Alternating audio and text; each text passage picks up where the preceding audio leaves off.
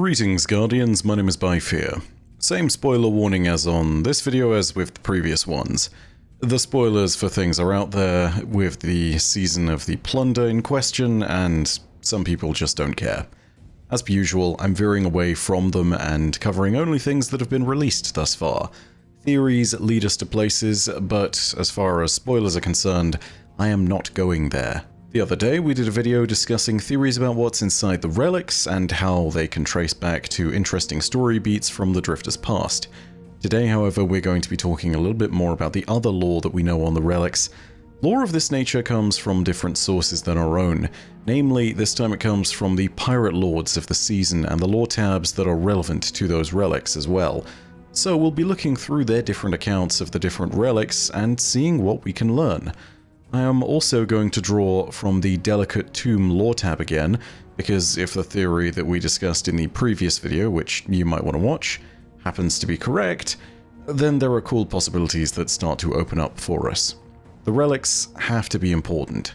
Perhaps we can find out more about why with these insights. So we know that the relics started to spread out and divide across the system as they were plundered and taken by different pirates. However, before we dive into those, there is one whose account is unquestionably more important than many others, and that is the account of Eramis, who is the opposition leader searching for them as well. Her account is one we've gone through before, but I think it's worth bringing it up again when it comes to understanding the relics, because it does give us some insight into why she was looking for them and what the witness told us about them. The relevant excerpt from that lore entry reads as follows. A surge of images filled her mind, tendrils of inky vapor trailing through the stars. Hidden vessels secreted amongst long-forgotten treasures. A whisper rising to a roar. The great machine beginning to awaken. And then, from everywhere, shattering.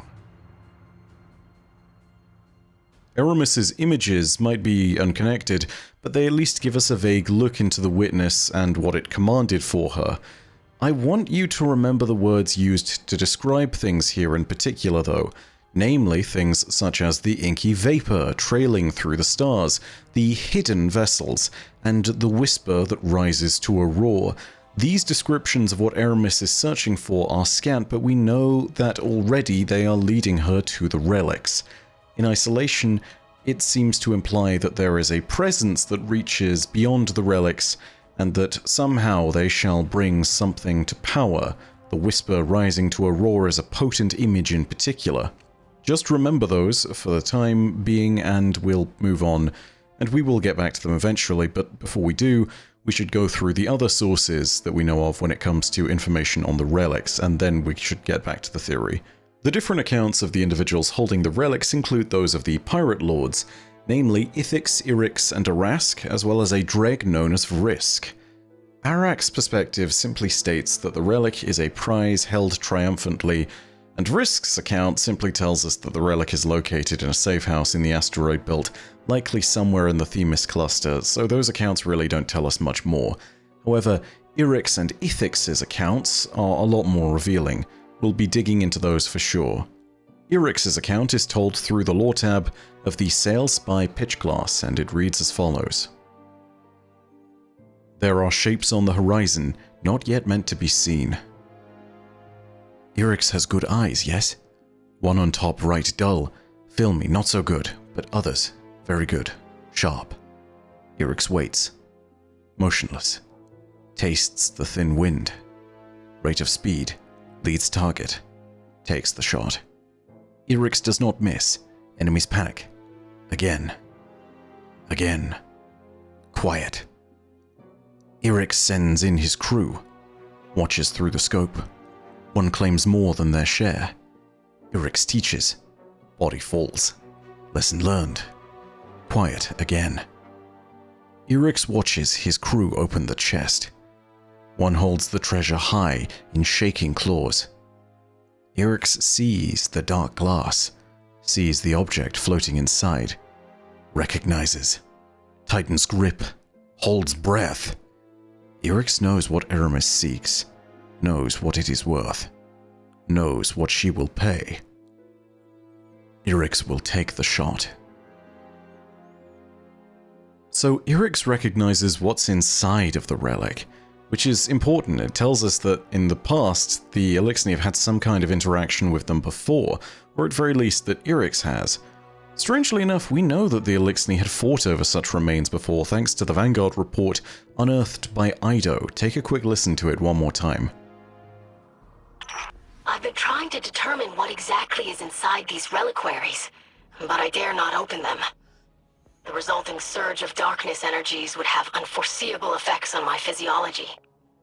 However, I did manage to secure a centuries-old Vanguard mission report from the Cryptarchy. The reporting Guardian said that Eliksni crews were infighting over what he called, quote, chunks of rotting meat.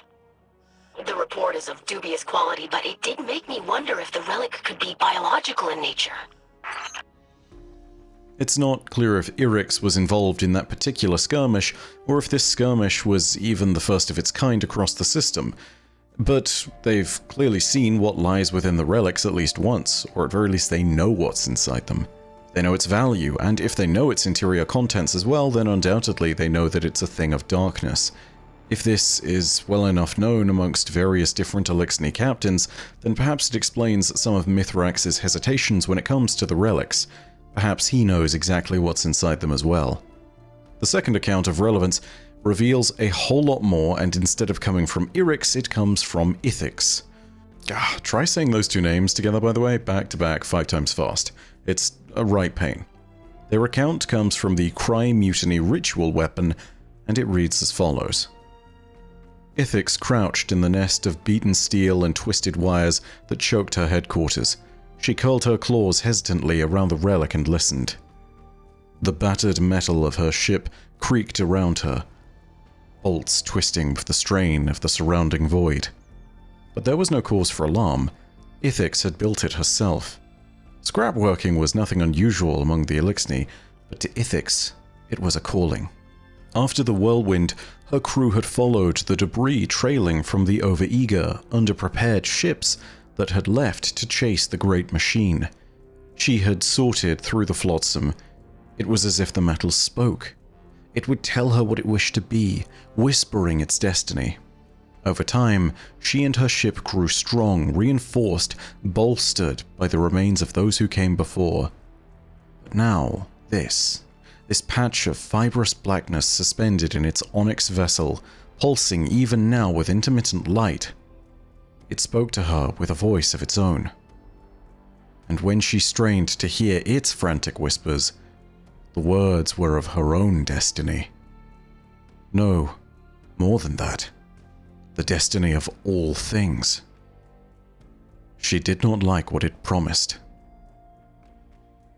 Ithix, who's shaped the destiny of metal and scrap, heard whatever this thing was in the vessel, whispering of the destiny it would shape for her and all things that existed.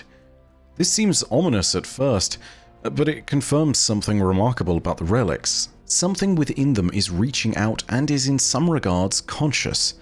If it is whispering of the destiny of all things, and if that destiny drove fear into Ithix's heart, then perhaps it truly does reflect the wishes of the witness and the mission of its disciples.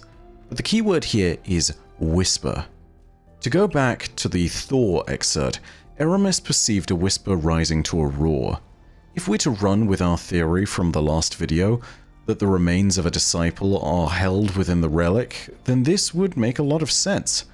Bind the contents of the relic together and one might resurrect the disciple in question. The whisper of the relic might rise to a roar. But what's more fascinating is that there is another place where the term whisper is mentioned, and it pertains to a potential disciple as well. Of course, it pertains to Nezarec. The article in question: a glaive recovered from the lunar pyramid in a location that matches the description of the Chantry of the Darkest Hour, a location that has also been given some kind of association with Nezarec based on its name. A glaive known as Nezarec's Whisper. When Eris beheld the glaive and uttered the words, "Where are you?" there was no reply, and yet its strange interior still pulsed and emanated with some terrible heartbeat. An ember of that power somehow still burned from somewhere. If the relics are whispering, perhaps there is more than a coincidence there. A glaive called Nezarek's Whisper?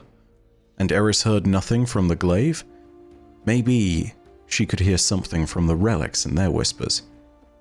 It's worth remembering that relics of darkness whispering to us is certainly not unprecedented either. The relic that we recovered from the heart of the Lunar Pyramid at the end of Shadowkeep was also something that whispered to us, and it could audibly be heard doing so in-game.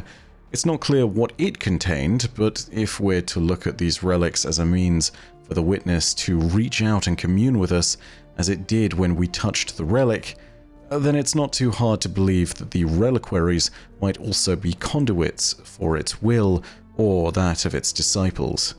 We also need to observe a few oddities when it comes to the other points mentioned in Aramis's visions, namely that the relics were mentioned alongside tendrils of inky vapor reaching out across the stars. Imagery that's noted there is something that is adequately reflected within the lore of the Delicate Tomb, which once again is something that I'm bringing up that is more theoretical. An excerpt from the Exotics lore reads, "They think me contained, but I am instead diffused, as vapor upon the wind."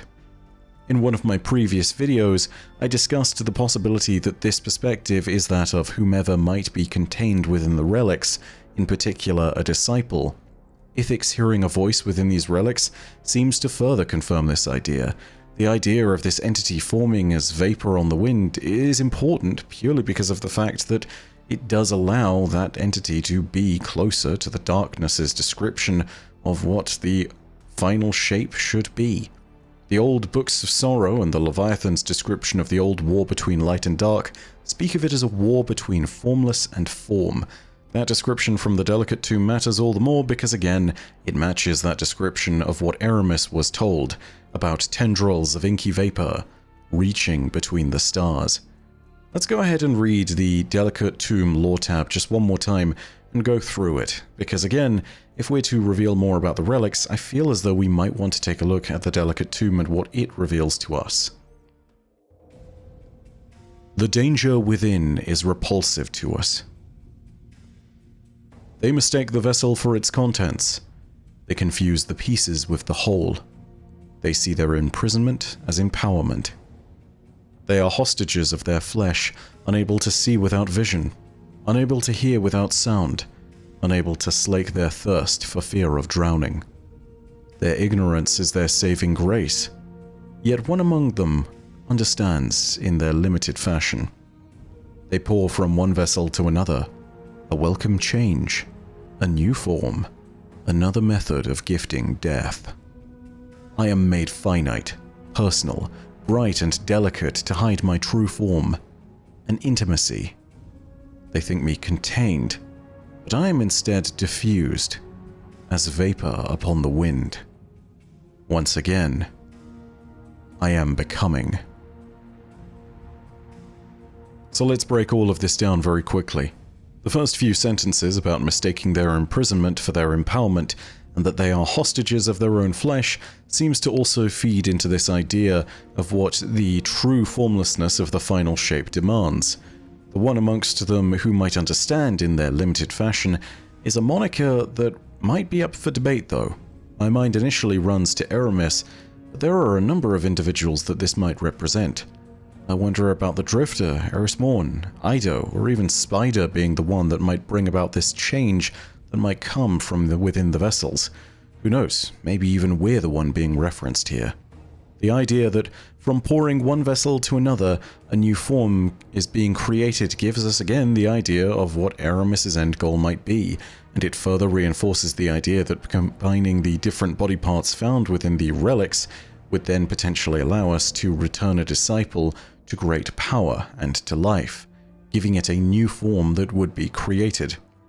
This then links into the next few lines, where it states that I am made finite, personal, and delicate to hide my true form. The reliquaries could all adequately be described by these words. They're small, almost treasure-like, and they are of limited number, a fact only reinforced by their value as objects of both power and scarcity. What it is that we're supposed to think of as contained is unclear though. If the form of darkness held within the vessels is diffused, then perhaps the combination of these relics is required in order to bring about this new form. Regardless, the last line stating that, once again, I am becoming, implies that whatever is speaking has been brought into being once before. Delicate Tune remains an enigma of an exotic, and one that might not connect to the rest of the relics at that, but I still hold it close in these investigations thanks to those suspicions. Theory aside, what we can absolutely say about the relics is that there is a darkness within them that is sentient in some manner, is conscious of what's going on, and is whispering to those around them. These whispers tell of a destiny and a future of all things that is grim and drives the fallen pirate lords into fear. Perhaps we should fear it as well. Should that whisper rise to a roar as was implied in the visions granted to Aramis by the witness, who knows if we'll be able to stop the storm of destiny that it brings. But that's all from me for now. I hope you enjoyed the video and I hope this was insightful for the sake of understanding the relics in the Season of the Plunder. If it was, go ahead and leave a like and let me know what your own thoughts are on the relics down below in the comments section. Again, please keep spoilers to a minimum. I do hope that we're able to maintain the decent rigor that we had in the last video and to not spoil people in the comments of things that were not discussed. More importantly though, thank you very much for the actual good conduct for the most part on that last one. I did do my initial sweeps through the comments and I did later sweeps, and I think I had to delete one comment. Maybe there's more by this point in time, but who knows. The point is, great job. I'm very proud of you guys as a community for self-moderating in that regard. All that being said though, as per usual, know that your viewership as always is quite enough for me, and that in the meantime, my name is Byf. Rodacia ad Astra. I'll see you, Starside.